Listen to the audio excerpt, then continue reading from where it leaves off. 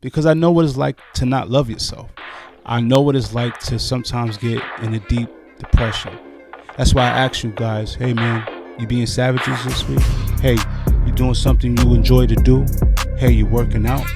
Because sometimes it takes a force of sheer will to get yourself into the right mind state to be positive.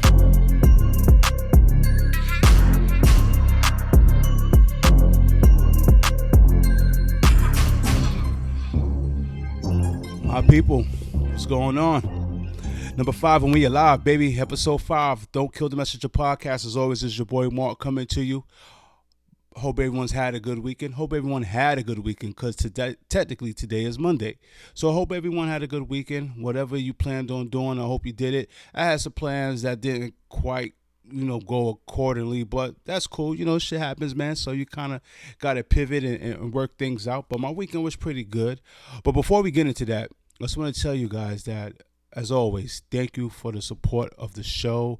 Thank you for the kind texts and the kind words. It always means a lot to me to hear that you guys are kind of liking what I'm doing. But here's the funny thing about that, because I'm a psychopath and clearly I need therapy. But as the old saying goes, black men, we don't do therapy, we do podcasts. Yo, the praise low key gives me anxiety. I don't know what it is about people telling me that I'm doing a good job. I don't know what it is. If you criticize me and tell me my shit is horrible or tell me I can't do something, I'll go through a wall. But it's something about praise and love sometimes that makes me, I don't know what you want to call it, in my head. But nevertheless, I want to thank you guys. It means the world to me. So as always, continue to watch the show. We're always going to continue to get better and continue to make this thing grow. Okay, so now last show I told you guys that this week was the start of my vacation, aka the mancation, and it started off with a bang. I was supposed to link up with my bros to watch the UFC fight, but we couldn't link up because this is adult life, baby. Sometimes plans just they fall through, and these plans they fell through. But I really want to see this fight, so I ended up ordering the fight in my living room and just kind of chilling home and watching the fight amongst myself. Now the funny thing is, not even the funny thing. The fact is that this is the first time I've ordered a pay-per-view fight for the UFC, and the reason I was so hyped about this particular card was because Jon Jones, as those who follow the sport know who that is, this was his first return in the ring in 3 years. Okay, so let me give you some fast fact about Jon Jones. Jon Jones used to be the light heavyweight champion in the world. Jon Jones became the youngest light heavyweight champion in the world in 2011 when he took the belt home. But as sometimes with athletes, shit goes left, and it went left for Jon Jones. I mean, so he's been suspended for DUIs, domestic batteries, substance abuse. He'll test positive for like some sort of substance prior to a particular fight. So Jon Jones just kind of had his own share of issues, but it seemed like he's on the road to redemption, because on this fight, man, he's talking about how he can't do nothing without his Lord and Savior Jesus Christ, and he gives everything over to Jesus, who strengthened him. So it's good to hear the brothers in a positive space. So the card started at 10 o'clock. Thank God I'm on vacation, because I promise you, if I had to work the next day, I wouldn't have watched this, man. Yo, is it me or sporting events is getting later and later and later? And I'm like, damn, bro. Clearly, this shit is made for 20-year-olds.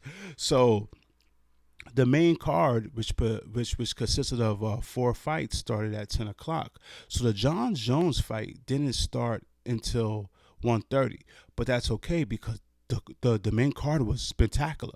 I mean, the USC really put on some good fights and a good show, so I didn't mind. So by the time they got to Jon Jones versus Cyril Gane for the heavyweight champion belt, the anticipation was built up. The crowd was into it, man, and it made me flash back to how me and my cousin used to, watch the Tyson fights in our living room when it was free on HBO, and the anticipation and how everyone was just there to see Mike do his thing.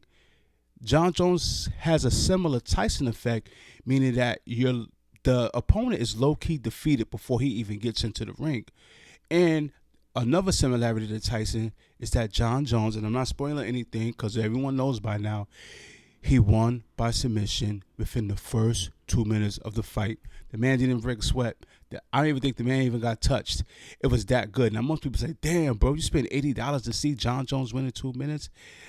I hear you, I do, but just the whole anticipation of it, and the fact that he was back and what it meant, man, it was just really good for the sport.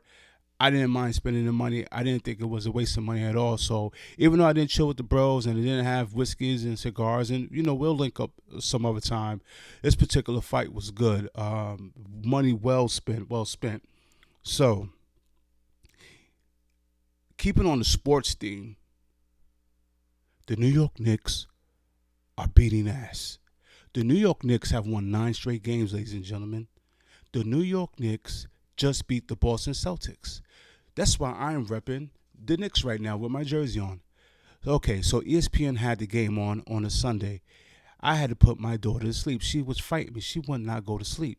It is the third quarter of the game. The Knicks are down by 10. I said, okay, this game is over. I'll put on some Baby Shark or something. I'm trying to get little mama the best so I could come out here in my living room, talk shit to you guys. My phone blows up. It's my ESPN app notifying me that the Knicks won in double overtime. The Knicks won in double overtime for their 9th straight win. The Knicks is on fire. Now, mind you, I would love to get to a game in the Garden, but those ticket prices are crazy, so I'm going to relax with that. But the more they win, the more they on TV, the more I can watch them. But these brothers is winning, man. Ever since they got their new point guard, Jalen Brunson, they're just off on the thing. They got a 9-man rotation that Tibbs seems to favor. I'm all for it. D Rose don't play as much, but he's the vet that I see D Rose being a coach, by the way, because they love that guy. They love him. He came in a game like 2 games ago, and the crowd went ape shit for him. So shout out to D Rose. But the New York Knicks are winning, man. They're winning. I think they're in 5th place in the Eastern Conference. And New York needs that, man. I really have a good feeling about the Knicks this year. I really think the Knicks can make it to the second round of the playoffs. And if they do, listen, we ain't world beaters, but I'm sure in New York, you get to the second round of the playoffs with that team, trust me, man, any door in the city is open for you. Okay, so to piggyback off talking about the NBA, of course, everyone that's into sports or follows the NBA has heard about the Memphis Grizzlies, Ja Durant. Now, Ja Morant, I'm sorry, I said Durant. I'm thinking about KD. His punk ass is in Phoenix right now. But anyway, Ja Morant was suspended 2 games by the Memphis Grizzlies because he was on his live feed with a handgun at the club. And so I guess that is not really good with the image that the NBA is trying to promote. And so they set him down. Well, actually, no, the NBA hasn't set him down. His team, the Grizzlies, set him down for 2 games. So we're not sure if the NBA is going to step in by the time you guys see this recording and, spank him with more games. So it had me thinking. If I was 20 years old and growing up in this day and age, would I think what Ja Morant was cool? Absolutely. I would think that's the most gangster shit I've ever seen. I would say Ja Morant is for the culture. He's on his IG. He's popping crap. He's iced out with his jewels on. He's brandishing a gun. He's looking real gangster. That shit resonates with people that may be a little younger than him or his peers in his same age group. It just does. We had a guy in the 90s by the name of Allen Iverson. Allen Iverson first came in the league. He did 1 year at Georgetown, got drafted by the 76ers, had a low-cut afro. Everyone knew he had handles, some playground stuff, some playground handles, And he crossed the all-living soul out of Michael Jordan. But here's what made Allen Iverson Allen Iverson. Allen Iverson started rocking cornrows. Now, I see that everyone's kind of going back to cornrows, but in my generation, cornrows symbolize something. Cornrows is like you from the block, bro. Like you one of us. Like you ain't forget us. You know what I mean? So when he started rocking cornrows, listen, I'm bald now, but back in 95, 96, your boy had some hair. And I got my hair cornrow because that resonated with me.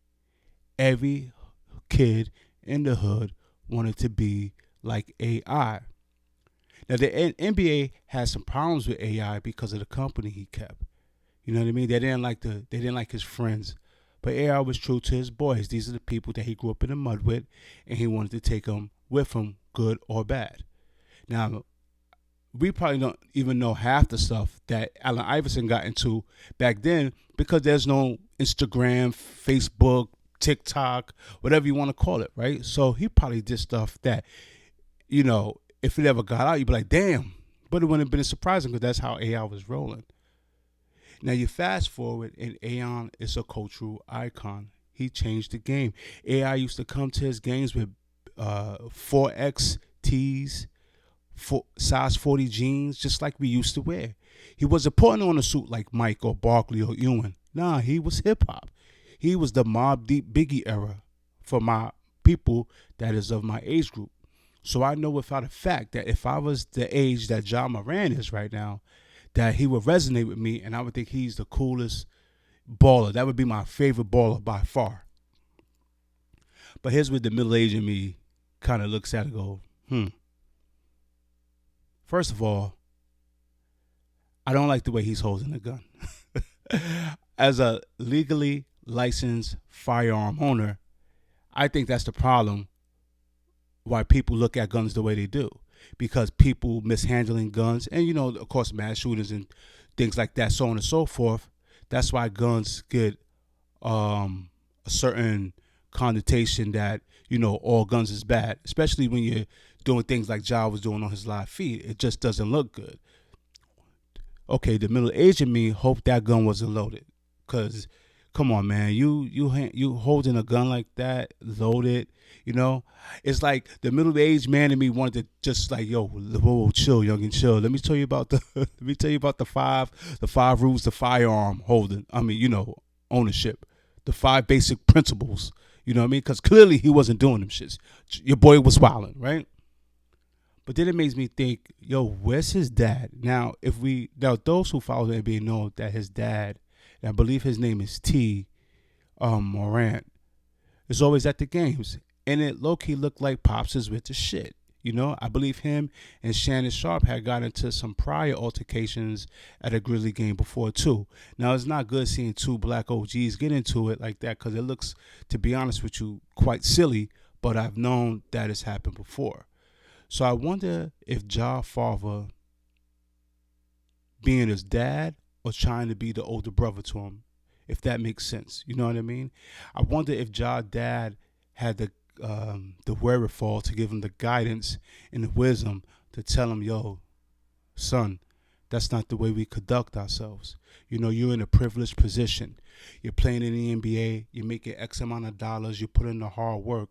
Why would you want to make yourself look like something that you're not? You don't have to be a gangster. You are an NBA basketball player, which is why I give LeBron a lot of props, because when LeBron came in, he's been a stand-up NBA representative since he got into the league. You know what I mean? So I wonder if T. Morant, Ja's dad, is putting him on to game.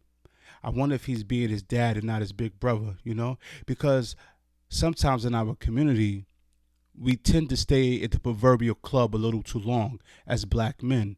We kind of want to, compete with the youth when it shouldn't be that. You should be guiding them and you should be putting them on to game. You know what I mean? Which is, honestly, full disclosure, which is one of the reasons I stopped dyeing my beard, because I'm like, damn, no, I'm a man of a certain age, man. I you know what I mean? I shouldn't try to look younger than my age. My age is my age. I can't be trying to look like my son, I should have that little salt and peppers to know that, yo, man, this shit comes with wisdom. So I just wonder if Ja dad is bringing him along and being that guy to force that man, that any young man, because honestly, no matter if you're black, white, every young person is going to do dumb shit. I mean, I've done it. You know what I mean? And I think I turned out pretty okay. And I know Ja is going to turn out pretty okay. And Allen Iverson turned out pretty okay, But it just made me think if his dad is being that father figure that he needs and not trying to be one of the homeboys, you know what I mean? So that's just something that just made me go, I wonder if that's going on. Okay, so now speaking of the NBA, of course you guys have heard since the last time we recorded that the Wade's son has legally become a woman. Now, a California judge legally changed his biological son's gender and name. Now, his son, which is now his daughter, but let's just call him his son for now, right? His son name was Zion Malachi Amaris Wade, right? So now he legally just got his name changed to Zaya Malachi Aramis Wade, legally. So it was on the books. So now Dwayne Wade and the mom, the his son's daughter mom, was in court. Now the mom wasn't trying to block her biological son's transitioning. No, she wasn't. She was just saying, hey man, I think he's too young. The boy's only 15, and I don't think that is the proper age to be making such drastic, life-changing decisions that way. You know what I mean? And the Wade thinks the opposite. He thinks that, no, if this is what Zaya feels like she is, then I think no matter the age, we should allow that. Now, mind you, Dwayne Wade got custody of the 2 kids that he had with his ex-wife. So the judge granted and the Wade and his daughter, and his son's now daughter's favor. So it made me think, because of course things like this always starts to stir on the internet, and we give opinions that no one asks for, and people get up in uprage and say people are the devils and the Antichrist is coming. But I just want to kind of look at things from both sides.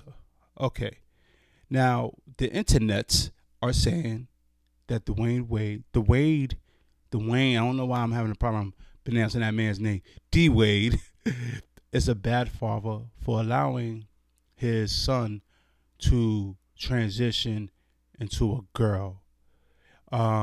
As we all seen the classic Bootsy rants, don't cut his dick off, Dwayne Wade. Don't cut that boy dick off. I gotta say something about this shit, bro. Dwayne Wade, you gone too fucking far, dog. That is a male. A 12-year-old. At 12, they don't even know what their next meal gonna be. They don't have shit figured out yet. He might meet a woman, anything, at 16 and fall in love with her. But his dick be gone. How you gonna... Like, bro, you going too far, dog. Don't cut his dick off, bro. And I'm not sure if it's to the point where he's cutting the young man's private parts off, but I know he's, fully transitioned. So people are saying Dwayne Wade is a bad dad for that. So I put myself in his position. I don't think he's a bad dad. I really don't. What I think he is trying to be an understanding parent in today's climate, which, if we're being honest, this is stuff that's probably never seen before in the history of, as long as humans been around, that people, a lot, it seems like a mass amount of people, especially young boys, want to transition to being young women. So I think the Wade was trying to be understanding, sympathetic, empathetic, whatever you want to use to describe a father's feeling when trying to hear his child out and make his child happy. So it sounded like the man was prepared and has moved heaven and earth to make his son now his daughter. Now let's look at the mom's point of view. The mom is saying, nah, if you want to transition, cool. But I just don't think 15 is the proper age. Now, mind you, the boy's been saying he feels like he is in the wrong body since he was 12 years old. Some might say that's gender dysphoria. Some might say he might just simply be gay, whatever it is. But he's been having these feelings since he's been a 12-year-old. So the mother felt like that D. Wade wants to change the young boy over ASAP because it benefits him financially, so on and so forth. So like I told you, the Knicks were playing on ESPN today. Guess what came on now that Zaya is now legally a female?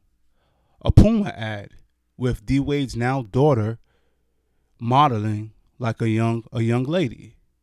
So was the mom off basis? Because as soon as that judge says you're a female, it's legal, you go out, there's Puma ads with the young, young transgender boy, woman, whatever.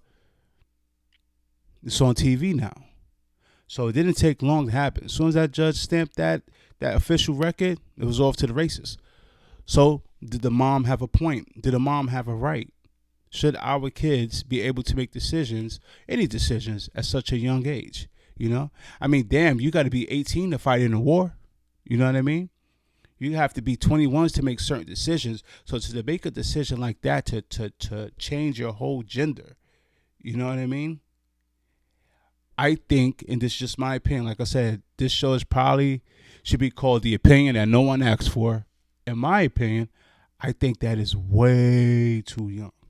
Way too young. Because let's say if you grow up out of that feeling of you wanted to be another gender, and now you're 30 years old and you change your gender and you get your beard and you might still have your man parts. I mean, you ain't gonna be as cute as you was when you was younger. You know what I mean? You're not gonna look all, you're gonna grow into a full man. Now, of course there'll probably be some sort of hormone treatment or so on and so forth to change you around. But I just think personally that 15 is way too young. I mean, way too young for a young man or young woman to transition into the other side. Okay, so now, and this is going to be a short podcast. I just want to say hi to you guys, put something out. Now, here's from the desk of some trippy news. It tripped me out when I seen this. For whatever reason, I was checking my YouTube page, analytics, all that crap that fake ass podcasters do when you're only getting 40 views a show. And a Dr. Phil clip came up. It was Dr. Phil. And I don't watch Dr. Phil. I don't know why Dr. Phil's in my feed. But I look at the thumbnail and I'm like, hold up. I know this person. And sure enough, I left it alone. I didn't want to see it. But you know how you see something you can't forget, then you start to put your investigated brain on, because now you got to figure it out to see if what you thought was the truth. Like, hey, man, did I really just see what I seen? So I said, okay. I just couldn't stop thinking about it. I went back and I clicked on the show. And sure enough, the show had a young woman who I won't say her name, but I knew her. And I say young woman because she's a little older than me, but she's middle-aged. She's in her 40s as well. And on this particular Dr. Phil episode, this young lady said that Omarion had reached out to her and said that, and I guess they started some sort of online relationship, and how Omarion was deeply in love with her. And, if she can fly out to California to link up with him, so on and so forth. So now, when I'm first seeing this, the little boy in me was just giddy with laughter, because I was like, this is the stupidest shit I've ever seen in my life. This person that I knew when I was a teenager is falling for this. So what do? Like I said, I just told you before, sometimes black men, we ain't grown up yet. I start laughing. I start to call the people that know this particular person and say, yo, bro, you'll never believe who's on Dr. Phil making a fool of themselves. Cool. But mind you, I hadn't finished watching the whole clip. So now after I get that off, I'm letting everyone know that so-and-so's on Dr. Phil making a complete fool of themselves. I go back and I finish watching the clip. And that giddiness, me having jokes, turned into anger, because this particular person does not believe that the person she's talking to on the other side of that computer is not Omarion himself. And now it goes from me having jokes to me being pure pissed off. I'm like, you got to be shitting me. Like, that's not Omarion. And here's what made me even more angrier. Was that the person who is so-called Omarion said that he wants to send her a bracelet. The bracelet was $300, but he needs her to send her the money for shipping and handling. I mean, I got mad because this person, like I said, I know this person couldn't see that she was being took. She was about to go on a joyride. This person was taking her for a literal idiot. And then as the show progresses and Dr. Phil goes on and tells the young lady in his nice way, without being too mean about it, saying, sweetie, that's not Omarion. That's not Omarion. To the point where Dr. Phil even had Omarion's manager come to the show to reassure this person that I know that indeed the person you're talking to on the other end of that computer is not him. We don't operate like that. And all this person that I know kept saying was, I just want to know the truth. I just want to know the truth. While they were clearly telling her the truth that, hon, you're being taken for a joyride. And then the man himself pops up on the screen, Omarion, and he leaves a heartfelt message that he would never in a million years ask any of his fans for any sort of money by any means. No Cash App, no PayPal. I don't need you to cut me a check. I don't need no money orders. Hon, I'm Omarion. I got some bread in my pocket. I wouldn't do that to you. And then the person that I know kept saying, I just want to know the truth. I just want to know the truth. So I went from the ranges of emotion, from having jokes to being mad to being downright sad. To see a person, mind you, we share the same birthday. Every December 28th, I haven't seen this person over 20 years, but we at least text each other happy birthday. You know what I mean? We do that at least once a year. And I'm looking at this person on TV. I feel like in my heart she's being made a total fool, because Dr. Phil and them know that she's clearly not right in the mentals, but yet they invited her to the show. And now she's out here, and I feel like this person that I text at least once a year on Facebook is being made into a fool for the mean world of the internet to kind of critique and call stupid. I've also noticed that she gained a few pounds, so I'm pretty sure there's some issue there, lots of issues going on there. But I'm pretty sure one of the issues there is self-love and self-care. Because there's no way in hell a person who loves himself, who takes care of themselves, would think that a mega superstar needs you to send them shipping and handling for them to give you a gift. Now, every time I close my show, I always close on some corny shit. I always say be kind to yourself, be kind to others, or love yourself and love others. I always say that shit. And here's why I say that. Because I know what it's like to not love yourself. I know what it's like to sometimes get in a deep depression. That's why I ask you guys, hey man, you being savages this week? Hey, you doing something you enjoy to do? Hey, you working out? Because sometimes it takes a force of sheer will to get yourself into the right mind state to be positive and have a positive self-image of yourself. So when I see my friend, and mind you, I got to hit her on Facebook, and because I don't even know what to say. I don't even know what to say. You know what I mean? And I'm gonna at some point just ask her, sweetie, are you okay? You know, do you love yourself? You know, what's going on in your home? Because I know this particular woman have children, and how you see yourself is how your children see you. So I just want to share that story, not to embarrass her, not to, because I doubt she watches this shit anyway, not to kind of put her shit on Fun Street, but just to say, you have to love yourself. You gotta love yourself. You have to embrace your flaws. You have to embrace your quirkiness. You know what I mean? We're not all 100% perfect.